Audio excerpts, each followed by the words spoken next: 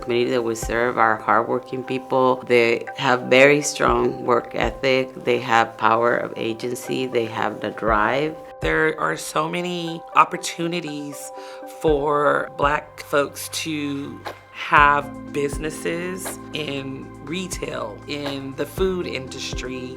You have one of the highest density immigrant communities. Immigrants are by nature entrepreneurs.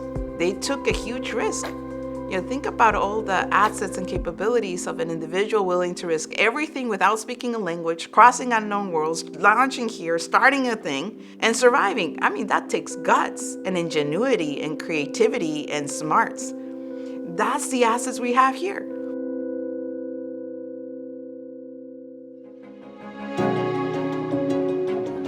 Our community, made up of mostly people of color, have 65% of our students who are first generation, and many of them, 85% of them, are low income or very low income. I serve as the Regional Black Power Building and Justice Reinvestment Director for the organization. And so what I bring to the org is Black voice and Black presence. Fort Ord was one of the first integrated military bases, and with that it brought a lot of Black families after the closure of the base and mass incarceration, Reaganomics, and all those things that have just been, pounding down on Black communities. You started to see a lot of Black erasure and Black exclusion, and the numbers of Black residents begin to decline. Building healthy communities actually recognized that we were still here. Action Council and Building Healthy Communities is really changing the way that we do our work, being able to bring together this ecosystem approach to racial equity. And so there's an opportunity to build the capacity of resident leaders and also system leaders within different institutions that have very different issues that they're working on, but that they can actually build together a broader vision of racial justice.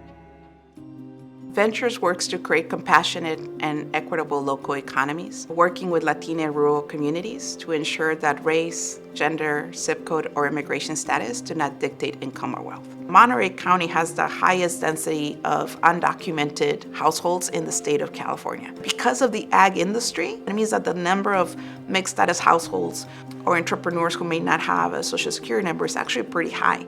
And so ensuring that there's some economic development entry point for everybody is really important. And entrepreneurship is one of those spaces where everybody can be a part of. We've been developing this ecosystem of services and resources to support local immigrant family entrepreneurs into developing sustainable businesses. I think entrepreneurship is a hopeful thing to do. I think it really offers a very sustainable avenue for people to achieve economic mobility and economic well-being, to create wealth. Ensuring that there's some economic development entry point for everybody is really important. And so how can we mobilize that at a scale that has input into the future development of the region? Let's look at large employer, let's look at entrepreneurship, let's look at industries that we can't even imagine right now, and let's look at what industries or what business structures are allowing for people to work and produce. An inclusive economy really looks at residents, people of color, specifically in Salinas, that we have a large Latino population and a Black population that is getting really pushed out of this community.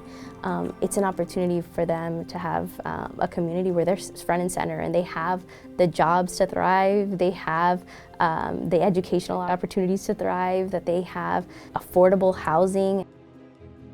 The old systems that we've been working with and that we all sort of know is one that doesn't include our community in terms of workforce. And this really shifts that. It really flips it on its head and says, why don't we invite, encourage, and give the opportunity for us to learn from community and create and co-create together. Inclusive economy means that we work together to build a system that's beneficial to all. An inclusive economy, I think, means once again that my skin color does not determine my outcome. It means that I have an equal right at the table, and I keep saying the table, and that table could be anything. Once again, it could be childcare, healthcare, housing, a good paying job. It means that I have, or my children have, an equal right or an equal opportunity at the same table as anyone else. We need to create opportunities for social mobility that's transcendent, that's intergenerational, that creates opportunities for the people of this community. So the future of work is the future of the workers, and so let's listen to them.